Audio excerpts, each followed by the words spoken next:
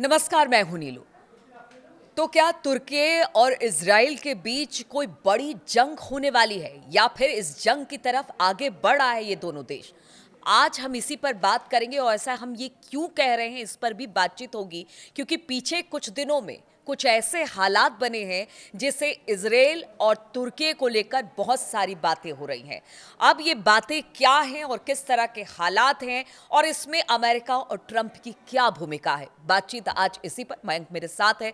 मयंक, ये जो दो देश है, इजराइल और तुर्की, कहा यह जा रहा है कि हो सकता है आगे आने वाले दिनों में सब कुछ इन दोनों देशों के बीच ठीक ना रहे। ऐसा क्यों कहा जा रहा है? क्या वजह है? क्या ऐसे हालात बने हैं कि अब जंग की नौबत भी आ सकती है? ये जो चर्चा सोशल मीडिया में बहुत तेजी से फैली कि क्या इजराइल जो है वो तुर्की पर हमला कर सकता है, इसके तीन चार वजह हैं जो कि समझने की ज़रूरत है। और बार बार हमारे दर्शक की बात पूछ रहे हैं, कमेंट कर रहे हैं कि क्या वाकई तुर्की और इजराइल की जंग हो सकती है या बात बात तक बात रह जाएगी। देखिए, क्या हुआ, आज से कुछ दिनों पहले की बात है कि इजराइल के एक एजुकेशनिस्ट हैं और पॉलिटिशियन हैं, उनका नाम है मीर मसरी। इन्होंने एक पोस्ट किया और उसमें उसमें उन्होंने लिखा कि आज कतर कल तुर्की। देखिए, जिस तरह से कतर पर हमले हुए हमास के नेताओं पर, उसके बाद से ये चर्चा छिड़ गई थी कि क्या अगला हमला अब अंकारा में होने वाला है, तुर्की में होने वाला है, क्योंकि हमास की एक बड़ी लीडरशिप जो है वो तुर्की में मौजूद है। देखिए, तुर्की नेटो का सदस्य है। अब ये मान के चला जाता है, एक जनरल अंडरस्टैंडिंग होती है, ऐसा माना जाता है कि इजराइल कभी तुर्की पर हमला नहीं करेगा क्योंकि वो नेटो का सदस्य है, और अगर तुर्की पर हमला करेगा तो वो पूरे नेटो पर हमला माना जाएगा। तो इसलिए जो है हमास की एक लीडरशिप भी ये मानती है कि तुर्की पर हमला नहीं करेगा। लेकिन जिस तरह से कतर पर हमले हुए, उसके बाद इस तरह के बयान सोशल मीडिया में आने लगे। जैसे मैंने आपको बताया, इजराइल के एक बड़े जो पॉलिटिशियन और एजुकेशनिस्ट हैं, मीर मसरी, इन्होंने एक पोस्ट किया, उस पर उन्होंने लिखा कि आज कतर कल तुर्की। ये एक बड़ा डिबेट का मुद्दा बन गया। उसके बाद जो है तुर्की की तरफ से इस पे एकदम शार्प कमेंट आया, और जो राष्ट्रपति हैं एर्दोगन, उनके सीनियर सलाहकार हैं, उन्हों की तरफ से कहा गया कि उन्होंने इजराइल के लिए ये बात कही। और जो ये मिस्री ने जो पोस्ट किया था कि आज कतर कल तुर्की, उनको उन्होंने जवाब दिया।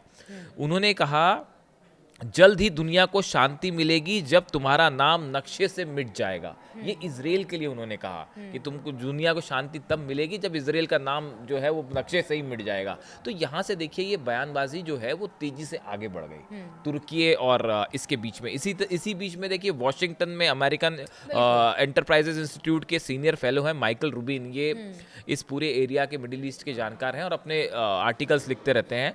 इन्होंने कहा कि तुर्की इजराइल का अगला निशाना हो सकता है, और उन्होंने चेतावनी दी कि तुर्की को अपनी सुरक्षा के लिए नाटे देशों पर निर्भर नहीं रहना चाहिए। तो देखिए, एक्सपर्ट्स भी ये कह रहे हैं कि जंग हो सकती है। इजराइल की तरफ से इस तरह के बयान आ रहे हैं। नेतन्याहू ने खुद कहा कि जहां जहां हमास की लीडरशिप होगी, अगर आप उन्हें बाहर नहीं करेंगे तो हम हमला करेंगे। तो इसके बाद तुर्की ने अपने फाइटर जेट्स निकाल दिए, अपना डिफेंस सिस्टम एक्टिव कर लिया। ये सब खबरें आपको पता है, हमने वीडियो भी बनाया था। अब इसमें एक जो नया डेवलपमेंट आया है, जिससे आप ये कहिए कि इजराइल को 440 वोल्ट का झटका दे दिया है डोनाल्ड ट्रंप ने और तुर्की ने। अब ये खबर क्या, हाल ही में आपने देखा कि व्हाइट हाउस में, आपको टोक रही हूँ यहाँ पे, क्या इन्हीं सब बयानबाजी के बाद ही डोनाल्ड ट्रंप और एर्दोगन की मुलाकात हुई? देखिए, क्या हाँ, इसको हम इससे जोड़े? नहीं, ये मुलाकात जो है यूनाइटेड नेशंस का जो जनरल असेंबली की मीटिंग थी, उसके बाद ये मुलाकात हुई, और 2019 के बाद हुई है। ये बड़ी मीटिंग इसलिए मानी जा रही है, 2019 के बाद ये मीटिंग हुई। अब इसमें हुआ ये कि एर्दोगन मौजूद थे, डोनाल्ड ट्रंप व्हाइट हाउस में मौजूद थे। अब जब ये मीटिंग शुरू होने वाली थी, उसके पहले डोनाल्ड ट्रंप की तरफ से बयान आया। देखिए, अमेरिका ने F-35 जो फाइटर जेट्स हैं, तुर्की डिमांड कर रहा है इसकी काफ़ी समय से कि आप हमें दे दीजिए, तो अमेरिका ने इसे देने से मना कर रखा है। इसकी वजह क्या है, पहले ये समझिए। तुर्की के पास रूस का S-400 डिफेंस सिस्टम पहले से है। अमेरिका ये पॉलिसी बना के चलता है कि जिस भी देश के पास S-400 सिस्टम रूस ने दे रखा है, उसको हम F-35 नहीं देंगे। और अमेरिका को ये डर लगता है कि भाई, अगर हमने F-35 की टेक्नोलॉजी दे दी तो वो उसको जो है रिवर्स इंजीनियरिंग करके वो टेक्नोलॉजी जो है रूस तक पहुंच जाएगी। इसलिए तुर्की को F-35 देने से अमेरिका मना कर रहा था। लेकिन ये जो बैठक हुई, इस बैठक के पहले ही डोनाल्ड ट्रंप की तरफ से ये बयान आया, मैं चाहता हूं कि जब तक रूस उत्पात मचाता रहेगा तब तक तुर्की रूस से तेल खरीदना बंद कर दे। अब डोनाल्ड ट्रंप ने अपनी वही शर्त रख दी जो पूरी दुनिया के सामने वो रख रहे हैं। उन्होंने ये कहा कि भाई तुर्की जो है वो रूस से सीधे तेल सीधे खरीदना, बात नहीं बन रही है तो अलग अलग देशों पर दबाव बनाकर इस तरह की उन्होंने ये कहा कि सबसे अच्छी बात वो ये कर सकते हैं, तुर्की एर्दोगन के लिए कह रहे हैं कि कर सकते हैं कि रूस से तेल और गैस ना खरीदें। तो अब डोनाल्ड ट्रंप अमेरिका अपने एजेंडा पे चल रहा है कि किसी भी तरह से रूस पर दबाव बनाना है। और देखिए जो टर्की है वो टर्की एक बड़ा पार्टनर है रूस का ट्रेड के मामले में। बिल्कुल। बताया जाता है कि चौथे नंबर का उसकी रेटिंग होती है और सबसे ज़्यादा जो है कच्चा तेल होगा या फिर आप गैस देखिए, इस तरह की चीज़ें खरीदने में तुर्की का बड़ा रोल होता है, रूस से चीज़ें खरीदता है। S-400 भी ले रखा है। अब देखिए ये जब मीटिंग हुई, इस मीटिंग के बाद मीटिंग में इस तरह की बातें कही गई, इस तरह की बात निकल के सामने आई कि हम आपको F-35 देने के लिए तैयार हैं, जो आप पर रोक लगी है हम उसको हटा देंगे। हाँ, हम बिल्कुल, आपको और बड़ी F-35, चर्चा में आप रही ये बात। S-400 भी रखिए। हाँ, रूस का हम ये शर्त हटाने को ट्रंप तैयार हो गए कि आजकल ट्रंप जो फैसले लेते हैं वो तुरंत फैसले लेते हैं और जो तुरंत बदल भी लेते हाँ स्पेकुलेशंस जो हैं वो उसके लोग अंदाज नहीं लगा पाते कि क्या करेंगे। तो अब उन्होंने ये कहा कि भाई हम संकेत दिए कि हम आपको तुर्की को F-35 देने के लिए तैयार हैं, लेकिन बशर्ते आप रूस से तेल खरीदना बंद कर दीजिए। अब अगर आप सोचिए कि तुर्की के पास S-400 पहले से और F-35 भी मिल जाए तो नेचुरली ये इजराइल के लिए और नेतन्याहू की तो नींद उड़ाने वाली बात है। आप देखिए सीरिया, अब सवाल ये है कि अगर F-35 मिल भी गए तुर्की को तो फिर ये जंग के हालात कैसे बन रहे हैं। हमारे दर्शक बार बार ये बात पूछते हैं कि क्या वाकई जंग होगी, वाकई जंग होगी। इसलिए हम इसको एक्सप्लेन करना चाह रहे हैं कि देखिए ये आखिर तुर्की और इजराइल में जंग की संभावना क्यों। पहली वजह हमने आपको बताई, हमास की लीडरशिप, हमास का प्रेजेंस जो है वो बड़े पैमाने पर अंकारा में है, इसमें कोई दो मत नहीं है। जो सोर्सेस से खबरें आती है 1000 से ज्यादा जो है वो लीडर्स या मेंबर्स हमास के अंकारा में हो सकते हैं। तो क्या इनको जैसे कतर पर हमला हुआ, क्या इजराइल ने ऐसी ही कोई प्लानिंग, ऐसा भी बताया जाता है, कुछ रिपोर्ट से बताती हैं कि नेतन्याहू ने जिस तरह से हमले कतर पे करवाए, कतर पे हमले किए इजराइल ने, बिल्कुल ऐसा ही हमले की प्लानिंग तुर्की के लिए, अंकारा के लिए कर दी गई थी। लेकिन अमेरिका के कहने पे, खासकर इस कतर हमले के बाद, अमेरिका के इंटरफेरेंस के बाद ये हमले रुके हैं, ऐसी कुछ रिपोर्ट्स हैं। इसका कोई पुख्ता, ऐसी खबरों का कोई कंफर्मेशन नहीं होता, ऐसी खबरें आपको समझनी पड़ती हैं और सोर्सेस से आती है। तो इजराइल रुक गया। अब जैसे ये खबर तुर्की के पास आई, तुर्की तुरंत अलर्ट मोड में, एर्दोगन ने अपने पूरे फाइटर जेट्स निकाल दिए, डिफेंस सिस्टम निकाल दिए और सर्विलांस शुरू हो गया। वो 48 घंटे तो ऐसे थे कि ऐसा लग रहा था कि अब जंग हुई तब जंग हुई। पहली नंबर की बात। अब आप देखो सीरिया को लेकर, सीरिया जो तुर्की है वहाँ सीरिया की जो नई सरकार है वो उसको सपोर्ट कर रहा है तुर्की। लेकिन इजराइल ये चाहता है कि पूरा पावर नई सरकार के हाथ में ना आए और जिसे कहते हैं संघीय ढांचा, मतलब अलग अलग ग्रुप्स जो है वो रहे, डिसेंट्रलाइज्ड रहे, ताकि हम अपना भी वहाँ पे प्रभाव जमा सके। तो सीरिया को लेकर भी तुर्की और इजराइल आमने सामने है पिछले काफी दिनों से। और अगर हम दो इलाके हैं वहाँ की बात की जाए कि वहाँ पे तुर्की ने जो है अपने सैन्य बेस बनाने की कोशिश करी थी, तो इजराइल ने जो है वहाँ पे हमले कर दिए। इजराइल ने वहाँ पे अपने फाइटर जेट्स भेज के वहाँ पे हमले कर दिए, जिसके बाद जो है वो दोनों के बीच सीधा टेंशन वाली बात आ गई थी। जो तुर्की के विदेश मंत्री हैं हकान फिदान ने अगस्त में इजराइल के साथ आर्थिक और व्यापारिक संबंधों को सस्पेंड करने की घोषणा की थी, जिसके बाद ये हालात और तेजी से बिगड़े। देखिए कभी किसी दो कंट्रीज के बीच में जंग हो, उसके पीछे कई सारी चीज़ें होती हैं, उसके पहले कई चीज़ें शुरू हो जाएंगी।